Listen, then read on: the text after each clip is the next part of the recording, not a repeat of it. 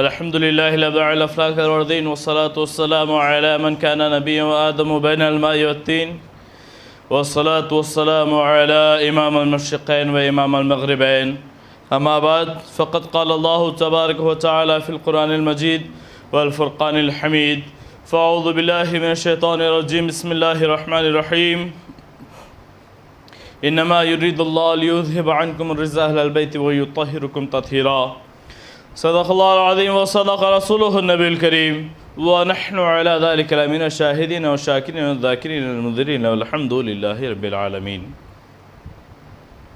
محترم سامعین اکرام، اللہ تعالیٰ قرآن مجید میں ارشاد فرماتا ہے، اے اہل بیت، اللہ تعالیٰ تم سے چاہتا ہے کہ رجس کو دور فرما دے اور تمہیں پاک صاف اور مبرہ اور منزہ فرما دے۔ محترم سامعین اکرام، جیسا کہ کل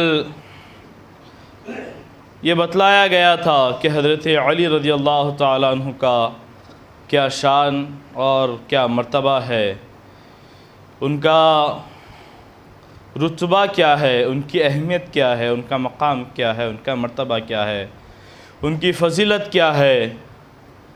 چنانچہ ان کی فضیلت اتنی اس وجہ سے بڑی کیونکہ ان میں وہ قابلیت موجود تھی، ان میں وہ کچھ ایسے آثار موجود تھے جن کی بنا پر آپ کا یہ مقام اور مرتبہ اور اتنی قدر و منزلت بڑھی۔ چنانچہ آئیے آج اس شخصیت کے بارے میں ذکر کیا جائے جسے خاتون جنت کہا جاتا ہے، جسے دختر رسول کہا جاتا ہے، جسے عین رسول کہا جاتا ہے۔ آئیے آج اس شخصیت کے بارے میں ذکر کیا جائے، آج بی بی فاطمہ الزہرا کے تعلق سے ذکر کیا جائے۔ آپ کا تعلق حضور اکرم صلی اللہ تعالی علیہ وسلم سے بیٹی ہونے کا ہے، اور آپ کا حضور سے ایک بہت ہی پیارا تعلق یہ بھی ہے کہ آپ اس شخصیت کی بیٹی ہیں جنہیں حضرت خدیجۃ الکبریٰ کہا جاتا ہے، جو کہ حضور اکرم صلی اللہ تعالی علیہ وسلم کی بیویوں میں سب سے بہترین بیوی ہوا کرتی ہیں۔ حد تو یہ ہے کہ جس سال آپ کا انتقال ہوا، یعنی کہ جس سال بی بی خدیجۃ الکبریٰ کا انتقال ہوا، اس سال کا نام حضور نے عام الحزن رکھ دیا، یعنی کہ اس سال کو حضور نے غم کا سال بنا دیا۔ حضور سے سب سے محبت کرنے والی بی بی، حضور کو سب سے زیادہ حضور اکرم صلی اللہ تعالی وسلم کو بڑھاوا دینے والی بی بی، حضور اکرم صلی اللہ تعالی وسلم کو مضبوط کرنے والی بی بی، حضور اکرم صلی اللہ تعالی وسلم کو سب سے زیادہ دلاسا دینے والی بی بی، جن کا نام حضرت خدیجۃ الکبریٰ ہے، ان کی دختر نیک اختر کا نام بی بی فاطمہ الزہرا ہے۔ آئیے ان کے تعلق سے کچھ ذکر کیا جائے۔ ان کے تعلق سے اگر ہم تاریخ میں دیکھتے ہیں تب ہمیں ان کی تعلق سے ایک واقعہ بہت ہی جو میری نظروں میں بہت ہی پیارا ہے، جو واقعہ مجھے بہت ہی پسند ہے، آئیے آپ کے سامنے اس واقعے کو بتلاتا چلوں۔ ایک مرتبہ کا واقعہ ہے کہ آپ کی ایک یہودی سہیلی ہوا کرتی تھی جو کہ کسی امیر اور کسی اچھے خانوادے کی بیٹی ہوا کرتی تھی، جو بہت ہی امیر آدمی کی بیٹی تھی۔ چنانچہ اس کی شادی ہوئی، چنانچہ اس نے یہ سوچا کہ آئیے دیکھتے ہیں جو اپنے آپ کو محمد رسول اللہ کہتے ہوئے نظر آتے ہیں، جو اپنے آپ کو ساری دنیا کا نبی کہتے ہوئے نظر آتے ہیں، ان کی بیٹی کو دعوت پر بلایا جائے اور انہیں ہم اپنی شان و شوکت دکھائیں گے۔ یہودی ہم ہماری شان و شوکت بی بی فاطمہ الزہرا کو دکھائیں گے، رسول کی بیٹی کو ہم اپنی شان و شوکت دکھائیں گے۔ یہ سوچ کر ان کی سہیلی نے اپنی شادی پر حضرت بی بی فاطمہ کو بلایا۔ چنانچہ جب بی بی فاطمہ ان کے پاس جانے کے لیے تیار ہوئیں، چنانچہ گھر میں کھانے کا کچھ اندازہ نہیں تھا، کھانے کا کچھ ٹھکانہ نہیں تھا، آپ کے پاس پہننے کے لیے کوئی بہترین کپڑے موجود نہیں تھے۔ چنانچہ فوراً حضرت جبریل علیہ السلام حضور اکرم صلی اللہ علیہ وسلم کے پاس حاضر ہوتے ہیں اور حضور اکرم صلی اللہ علیہ وسلم سے کہتے ہیں کہ یا رسول اللہ، آپ کی بیٹی فلاں یہودی کی بیٹی کی شادی میں جا رہی ہے، لہٰذا میں اللہ تعالیٰ کو یہ گوارا نہ ہوا کہ جو حضور اکرم کی بیٹی ہے، جو میرے محبوب کی بیٹی بیٹی ہے، جو میرے غرور کی بیٹی ہے، جو میرے اللہ تعالیٰ کے سب سے پیارے نبی کی بیٹی ہے، جو تمام انبیاء کی بیٹی ہے، وہ کسی کی دعوت میں اگر اچھے کپڑے پہن کر نہ جائے تو میرے رسول رسوا ہوگا۔ اور اللہ تعالیٰ کو یہ بات بالکل ناگوار گزری، اللہ تعالیٰ کو یہ بات بالکل ناپسند گزری، اس لیے اللہ تعالیٰ نے آپ کی بیٹی کے لیے یہ جوڑا بھیجا ہے۔ چنانچہ جبریل علیہ السلام نے وہ جوڑا حضور اکرم کے حوالے کیا، حضور اکرم صلی اللہ تعالی وسلم نے وہ جوڑا بی بی فاطمہ کو دیا، بی بی فاطمہ نے اس جوڑے کو زیبتن فرمایا۔ اس کے بعد یہودی کی بیٹی کی شادی میں آپ تشریف لے گئیں۔ چنانچہ جب آپ یہودی کی بیٹی کی شادی میں تشریف لے گئیں، اس جگہ پر تمام عورتیں تھیں، ان تمام عورتوں نے دیکھا، ان تمام عورتوں نے جب حضرت بی بی فاطمہ زہرا کو دیکھا تو آپ کے کپڑے میں سے یکایک ایسی نورانی روشنی چمکدار ہوئی، ایک ایسی نورانی روشنی چمکدار ہوتی ہے، ایسا نور آپ کے کپڑوں سے جھلکتا ہے کہ تمام لوگ دیکھ کر ششدر رہ جاتے ہیں۔ حالانکہ وہ دلہن جو اپنے آپ کو، اپنی امیری کو ظاہر کرنے کے لیے بی بی فاطمہ کی تحقیر نعوذ باللہ کرنے کی کوشش کر رہی تھی، وہ بھی بی بی فاطمہ کے لباس کو دیکھ کر حیران رہ گئی۔ چنانچہ ان تمام عورتوں نے جب بی بی فاطمہ کے لیے لباس کی خوبصورتی کو دیکھا، ان کے حسن و جمال کو دیکھا، بی بی فاطمہ کے کپڑے کی نورانیت کو دیکھا، تو ان تمام لوگوں نے یک زبان ہو کر عرض کیا کہ آپ کے پاس یہ کپڑا کہاں سے آیا ہے؟ چنانچہ ان لوگوں نے جب اس بات کو پوچھا تب بی بی فاطمہ نے کہا کہ یہ کپڑا مجھے میرے ابو نے دیا ہے، میرے ابو نے مجھے یہ کپڑا مجھے تحفتاً دیا ہے۔ چنانچہ پوچھا آپ کے ابو کے پاس یہ کپڑا کہاں سے آیا؟ تب حضرت بی بی فاطمہ نے فرمایا ان کو جبریل امین نے دیا۔ پوچھا گیا کہ یہ جبریل کون ہے؟ کہا کہ اللہ کا سب سے بڑا وزیر ہے، اللہ کا سب سے بڑا فرشتہ ہے، اللہ تعالیٰ کا محبوب فرشتہ ہے، اللہ تعالیٰ کا سب سے زیادہ چاہنے والا فرشتہ ہے۔ چنانچہ پوچھا گیا اسے کس نے دیا؟ کہا کہ اسے اللہ تعالیٰ نے دیا۔ جب یہ جملہ بی بی فاطمہ زہرا نے کہا، تمام لوگوں نے ایک آواز ہو کر کہا اشہدو ان لا الہ الا اللہ محمد رسول اللہ۔ تمام لوگوں نے اس کرامت کو دیکھ کر حضرت بی بی فاطمہ کے دست پر اسلام سے سرفراز ہو گئے۔ چنانچہ یہ بی بی فاطمہ تھیں، یہ خاتون جنت تھی۔ آپ کا مقام و مرتبہ بہت اعلیٰ ہے، آپ کا مقام و مرتبہ بہت عرفہ ہے، آپ کا رتبہ بہت بلند ہے۔ چنانچہ آپ کی شادی کے تعلق سے تو آپ نے سنا ہی ہوگا، آپ کی شادی کے تعلق سے حضرت جیسا ہی اطلاع ملی کہ بی بی فاطمہ بالغ ہو گئی ہیں، ہر کسی نے حضور اکرم صلی اللہ تعالی وسلم کو رشتے بھیجنے شروع کر دیے، ہر کسی نے حضور اکرم صلی اللہ علیہ وسلم کو رشتے بھیجنے شروع کر دیے، لہٰذا حضور نے کسی کے بھی رشتے کو قبول نہ فرمایا۔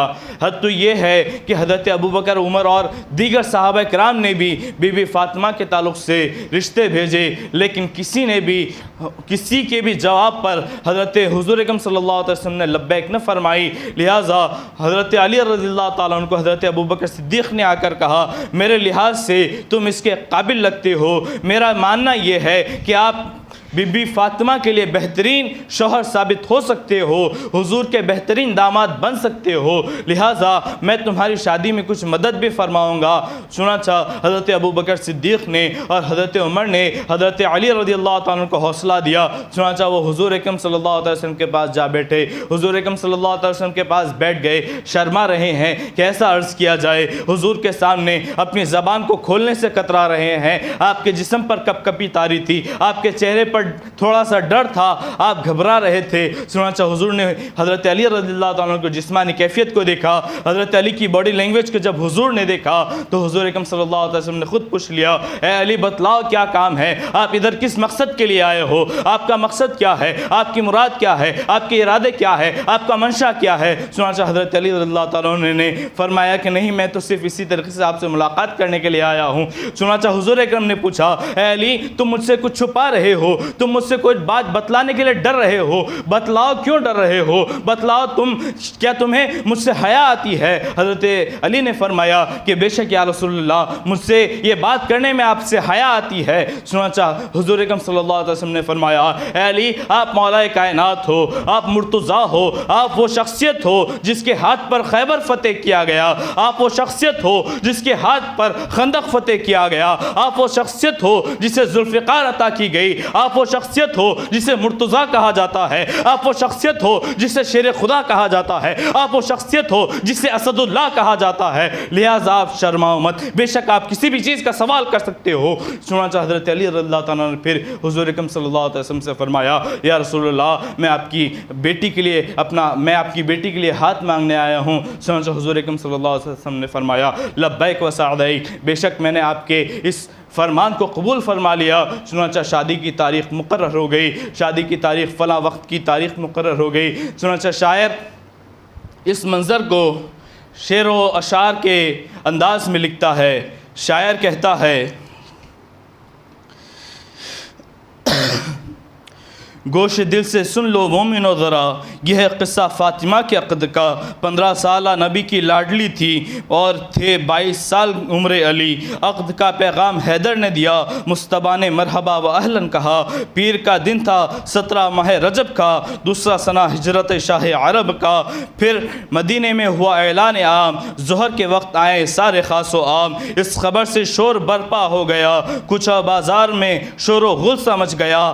آج ہے مولا کی دختر کا نکاح، آج ہے اس نیک اختر کا نکاح۔ چنانچہ شاعر فرماتا ہے، آج اس نیک اختر کے نکاح، آج ہے اس پاک اور سچی کا نکاح، آج ہے بے ماں کی بچی کا نکاح۔ خبر خیر سے جب وقت آیا ظہر کا، مسجد نبوی میں جمع ہو گیا۔ ایک جانب ہیں ابو بکر اور عمر، ایک طرف عثمان ہیں اور جلوگر، ہر طرف اصحاب و انصار ہیں، درمیان میں احمد مختار ہیں، سامنے نوشہ علی المرتضیٰ ہیں، حیدر کرار شاہ لافتہ ہے۔ آج گویا عرش آیا ہے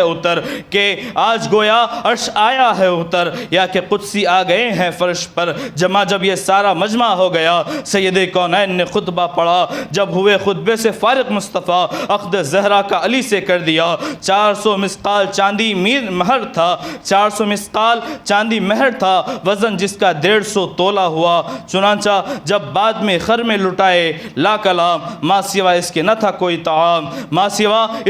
کوئی طعام، ان کے حق میں پھر دعائے خیر کی، ہر شخص نے مبارکباد دی۔ کمرے سے رخصت جس گھڑی ہوئی زہرا، گھر سے رخصت جس گھڑی ہوئی زہرا، والدہ کی یاد میں رونے لگی۔ دی تسلی احمد مختار نے اور فرمایا شاہ ابرار نے، فاطمہ ہر طرح سے بالا ہو تم، میکے اور سسرال میں اعلیٰ ہو تم۔ باپ ہے تیرے احمد مجتبیٰ، باپ ہے تیرے امام الانبیاء، باپ ہے تیرے امام الاصفیاء اور شوہر اولیاء کا پیشوا۔ ماہ ذی الحج میں جب یہ رخصت ہوئی، تب علی کے گھر میں ایک دعوت ہوئی، جس میں تھی 10 سیر جو کی روٹیاں، سب کچھ پنیر اور تھوڑے خرمن اور بیگما اور کچھ خرمن اور بیگیاں، جس میں تھی 10 سیر روٹیاں اور کچھ خرمن اور تھوڑے بیگیاں۔ اس ضیافت کا ولیمہ نام رکھا گیا اور یہ دعوت سنت اسلام ہے۔ چنانچہ شاعر اس منظر کو پیش کرنے کی کوشش کر رہا ہے، جس وقت بی بی فاطمہ الزہرا کی شادی ہوئی، بی بی فاطمہ الزہرا کی شادی میں آپ تمام نے اس واقعے کو سماعت فرما لیا۔ آپ اس بات سے بھی واقف ہونا چاہیے کہ بی بی فاطمہ کا مہر 20 مسقال تھا، یعنی کہ بی بی فاطمہ کا مہر بہت کم تھا، بی بی فاطمہ کا مہر بہت کم تھا، بی بی فاطمہ کا مہر حسب معمول اس وقت کے زمانے کے لحاظ سے بہت زیادہ تھا۔ اس بات سے آج کی بات یہ سمجھ میں آتی ہے کہ آج کے دور میں اگر مہر رکھا جائے تو مہر کی قیمت زیادہ ہونی چاہیے۔ یہ ایک فلسفہ ہے کہ مہر کی قیمت زیادہ ہونی چاہیے۔ یہ فلسفہ کیوں رکھا گیا ہے؟ اس فلسفے کو سمجھنے کی ضرورت ہے۔ یہ فلسفہ اس لیے زیادہ رکھا گیا ہے، اگر میں کہیں پر مہر کو دیکھتا ہوں تو مہر بہت ہی کم ہے، مہر ہر جگہ پر مہر کی قیمت بہت کم ہے، لیکن میرا یہ ماننا ہے اور میرا یہ سوچنا ہے کہ مہر کی قیمت زیادہ ہونی چاہیے۔ کیوں زیادہ ہونی چاہیے؟ مہر کا مطلب کیا ہے؟ مہر کا مطلب آپ کے زوجہ کی قیمت ہے، مہر کا مطلب آپ کے زوجہ کی قیمت ہے۔ چنانچہ مہر کسے کہا جاتا ہے؟ مہر دے کر آپ کو اپنی زوجہ سے ملاقات کرنا ہے، لیکن افسوس کچھ لوگ اس مہر کو ادا نہیں کرتے اور اسی طریقے سے ان کی زوجہ فوت ہو جاتی ہیں۔ چنانچہ اگر اس طریقے سے عمل کیا گیا تو تمام زندگی میں جو انہوں نے کام کیے ہیں وہ تمام حرام کاری ہے۔ اس لیے یہ ضروری ہے کہ سب سے پہلے مہر کو ادا کیا جائے۔ اور مہر کی قیمت میری نظروں میں زیادہ کیوں ہونی چاہیے؟ اس کی وجہ یہ ہے، اس کی وجہ یہ ہے کہ مہر کی قیمت زیادہ ہونے کی وجہ یہ ہے کہ اگر مہر کی قیمت زیادہ ہوئی تب آپ کے نظروں میں آپ کی زوجہ کی اہمیت زیادہ ہوگی۔ ایک مثال کے طور پر اگر کوئی شخص اپنی زوجہ کو طلاق دینے کے بارے میں سوچے گا تو وہ یہ سوچے گا کہ 20,000 ہی دینا ہے، چلو دے کر فوراً چھوٹا کرتا ہوں۔ لیکن اگر اس کی نظروں میں 1.5 لاکھ دینے کی بات آ گئی تب وہ ذرا سوچے گا، گھبرائے گا، وہ کچھ دیر تحمل کرے گا، کچھ دیر اطمینان سے سوچے گا۔ جب غصہ رفع ہو جائے گا اس کے ذہن سے طلاق کا خیال اس کے ذہن سے نکل جائے گا۔ لہٰذا میرا یہ ماننا ہے، میری یہ سوچ ہے کہ اس زمانے کے لحاظ سے ہمیں مہر کی قیمت کو زیادہ رکھنا ہے۔ چنانچہ اس وقت بھی حضور اکرم صلی اللہ علیہ وسلم نے بی بی فاطمہ کی جو سادی اور سمپل شادی فرمائی، بے شک یہ حضور اکرم صلی اللہ علیہ وسلم نے ہم اور آپ کے لیے ایک نمونہ عمل کو پیش کیا، تاکہ آپ اگر حضور سے محبت کا دعویٰ کرتے ہیں، اگر آپ حضور سے عشق کا دعویٰ کرتے ہیں، تب اپنے شادیوں میں فضول خرچی سے باز آؤ، اپنی شادیوں میں اسراف سے باز آؤ۔ چنانچہ حضور اکرم صلی اللہ علیہ وسلم نے بی بی فاطمہ کی شادی حضرت علی رضی اللہ تعالیٰ عنہ سے کر دی۔ چنانچہ حضرت علی رضی اللہ تعالیٰ عنہ کے گھر میں جب بی بی فاطمہ آ گئی، چنانچہ اس وقت کو اور اس منظر کو شاعر کیا ہی بہترین اور کیا ہی پیارے اور کیا ہی نرالے طریقے سے بیان کرتا ہے۔ شاعر کہتا ہے، آئے جب خاتون جنت اپنے گھر، پڑ گئے سارے کام ان کے ذات پر، کام سے کپڑے بھی کالے ہو گئے، ہاتھ سے چکی پر چھالے پڑ گئے، ہاتھ سے چکی سے چھالے پڑ گئے۔ دی خبر زہرا کو اسد اللہ نے، بانٹنے آئے ہیں قیدی رسول اللہ نے، ایک لونڈی بھی اگر ہم کو مل جائے اس مصیبت سے تمہیں راحت ملے۔ سن کے زہرا آئیں صدیقہ کے گھر، تاکہ دیکھیں ہاتھ کے چھالے پدر پر نہ تھے، دولت قدا پر شاہدیں، والدہ نے ماجرا سارا کیا بیاں۔ فاطمہ چھالے دکھانے آئی تھیں، گھر کی تکلیفیں سنانے آئی تھیں، آپ کو گھر میں نہ پایا شاہدی، مجھ سے سب کچھ کہہ کر سنا گئیں، ایک لونڈی آپ کے گھر ان کو بھی دیں، چکی اور چولہے کی وہ دکھ سے بچیں۔ سن لیا سب کچھ رسول پاک نے، کچھ نہ فرمایا شاہ لولاک نے۔ شب کو آئے مصطفیٰ زہرا کے گھر، کہا دختر اے جانے پدر، ہیں یہ خادم ان یتیموں کے لیے، یہ ہیں یہ خادم ان یتیموں کے لیے، باپ جن کے جنگ میں مارے گئے۔ تم یہ سایہ ہے رسول اللہ کا، آسرا رکھو فقط اللہ کا۔ ہم تم نے تسبیح ایک ایسی بتائیں گے جس سے آپ خادموں کو بھول جائیں گے۔ اولاً سبحان اللہ 33 بار ہوا، پھر ہو الحمدللہ اتنی ہی بار پڑھو، اور 34 بار ہو تکبیر بھی، تاکہ سو جائے یہ سب مل کر سبھی۔ پڑھ لیا کرنا اسے ہر صبح و شام، درد میں رکھنا اپنے مدام۔ چنانچہ خلد کی مختار راضی ہو گئیں، سن کے ارشاد خوش ہو گئیں۔ چنانچہ محترم سامعین کرام، اس واقعے کو شاعر نے منظومانہ انداز میں بیان فرمایا ہے، لیکن میں آپ کو اس واقعے سے بالکل اچھی طریقے سے متعارف کروا دوں۔ ایک مرتبہ کا واقعہ ہے کہ جب حضور اکرم صلی اللہ علیہ وسلم نے حضرت علی کی شادی بی بی فاطمہ زہرا سے کر دی، بی بی فاطمہ کی شادی جب حضرت علی سے کی، بے شک وہ لوگ خدا ترس تھے، وہ لوگ دنیا کو اپنے پاس نہیں رکھتے تھے، بلکہ وہ لوگ ہمیشہ غریبانہ زندگی اختیار کرتے تھے۔ چنانچہ اس وقت بی بی فاطمہ جب حضرت علی رضی اللہ تعالیٰ عنہ کے گھر پر آ گئیں، حضرت علی کے جب گھر پر آپ تشریف لائیں، آپ پر سارے گھر کے کام پڑ گئے، آپ بہت تکلیف میں تھی، آپ چکی پیس کر آپ کے ہاتھوں میں چھالے پڑ گئے تھے۔ یہ خاتون جنت تھی جس نے اپنے باپ کے گھر میں ایک چیز کو بھی نہ اٹھایا تھا۔ چنانچہ یہ خاتون جنت جب اپنے سسرال میں آئیں، ان کے ہاتھوں پر کام سے اور محنت کی وجہ سے چھالے پڑ گئے۔ چنانچہ بی بی فاطمہ زہرا نے حضور اکرم صلی اللہ علیہ وسلم کی بارگاہ میں عرض کی کہ یا رسول اللہ، میں نے حضرت علی سے سن رکھا ہے کہ آپ نے غلام بانٹ رہے ہیں، ہر کسی کو آپ غلام تقسیم کر رہے ہیں۔ یا رسول اللہ، اگر کوئی غلام یا کوئی باندی اگر ہمارے حوالے کر دی جائے تو یا رسول اللہ ہمارے لیے یہ بہتری ہوگی۔ تو حضرت علی تو اس وقت حضور اکرم صلی اللہ علیہ وسلم نے فرمایا، اے میری بیٹی، یہ غلام اور یہ خادم میں ان کے لیے لایا ہوں جن کے باپ جنگ میں مارے گئے ہیں، جن کے باپ جنگ میں شہید ہو چکے ہیں، جو یتیم ہو چکے ہیں، جو بے آسرا ہے، جو بے یار و مددگار ہیں۔ یہ غلام ان کے لیے ہے بیٹی۔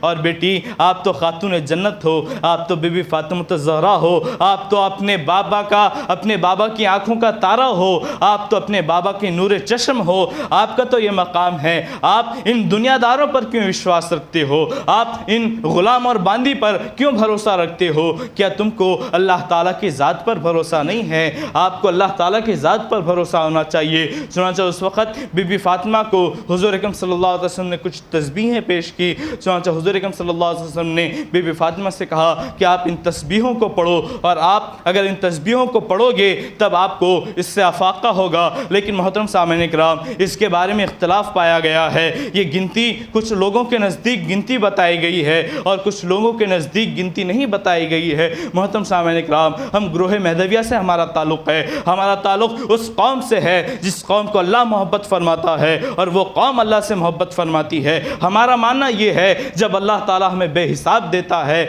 تو ہمیں حساب کر کر اللہ تعالیٰ کو نہیں دینا چاہیے۔ چنانچہ شاعر کہتا ہے، توڑ دی تسبیح اقبال نے یہ سن کر، اس سے کیا حساب جو بے حساب دیتا ہے۔ چنانچہ شاعر نے کہا کہ توڑ دی تسبیح اقبال نے، اس سے کیا حساب جو بے حساب دیتا ہے۔ محترم سامعین کرام، آئیے، ہم نے بی بی فاطمہ الزہرا کے تعلق سے تو سن لیا، اب کچھ اور آگے چلتے ہیں۔ ایک مرتبہ کا واقعہ ہے، حضور اکرم صلی اللہ تعالی علیہ وسلم کو حضرت عثمان غنی رضی اللہ تعالیٰ عنہ نے اپنے گھر پر دعوت پر بلایا۔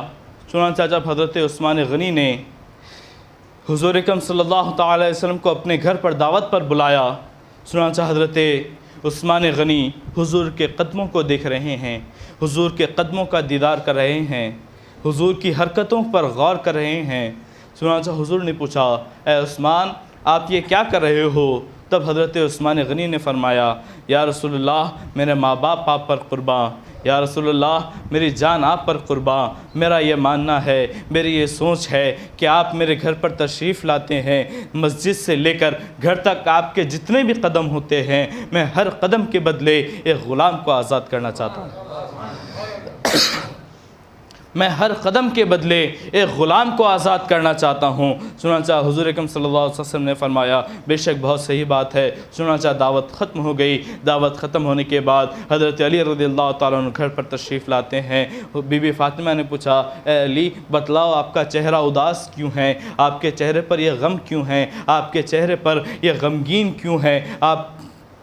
آپ کا چہرہ بالکل اجلا کیوں پڑا ہوا ہے؟ تب حضرت علی نے فرمایا کہ یا رسول اللہ، اے میری زوجہ، اے خاتون جنت، میں اس وجہ سے غم زدہ ہوں، میں اس وجہ سے تکلیف میں ہوں کیونکہ میں نے آج عثمان کو دیکھا، میرے بھائی عثمان نے حضور اکرم کی دعوت فرمائی اور حضور اکرم کی دعوت فرما کر حضور کے ہر قدم پر ایک غلام کو آزاد کرنے کا کہا ہے۔ میں اس بات سے غم زدہ ہوں، میں حضور کی ایسی دعوت نہیں کر سکتا۔ ہمارا فائنینشیل مسئلہ بالکل ایسا نہیں ہے کہ ہم اتنی بڑی دعوت کو حضور کے لیے ارینج کر سکے، حضور کے لیے اتنی بڑی دعوت کا اہتمام کر سکے۔ اے میری فاطمہ الزہرا، اے خاتون جنت، مجھے اس بات کی تکلیف ہو رہی ہے۔ چنانچہ خاتون جنت، بے شک وہ جنت کے سرداروں کی سردار ہیں، آپ کا مقام اعلیٰ ہے۔ آپ نے اپنی شوہر کی اطاعت میں آپ نے فرما دیا، آپ ایسا غمزدہ کیوں ہوتے ہیں؟ آپ ایسا غمگین کیوں ہوتے ہیں؟ اس کا بھی حل میرے پاس موجود ہے،